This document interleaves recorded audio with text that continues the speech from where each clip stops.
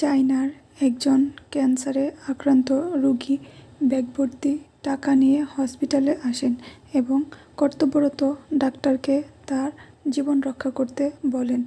একথা শুনে ডাক্তার সব কিছু পরীক্ষা নিরীক্ষা করে বুঝতে পারেন অনেক দেরি হয়ে গেছে, কারণ তখন ক্যান্সার ফাইনাল স্টেজে চলে গেছে।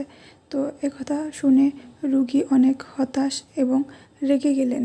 রেগে গিয়ে টাকার ব্যাগটা সে হসপিটালের করিডোরে ছুঁড়ে ফেলে দেন এবং চিৎকার করে বলতে থাকেন, এই অর্থ দিয়ে কী হবে, যে অর্থ আমাকে ভালোই না করতে পারে, যে অর্থ দিয়ে আমি বেঁচেই না থাকতে পারি।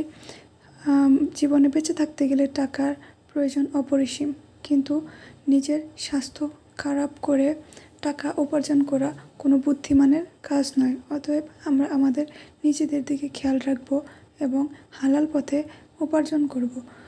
কেননা আমরা আমাদের টাকা দিয়ে সুন্দর মুহূর্ত, সুন্দর সময়গুলো কিনতে পারবো না। তাই আমরা সবসময় খেয়াল রাখবো টাকা যেন আমাদের কোনো নেশায় পরিণত না হয়।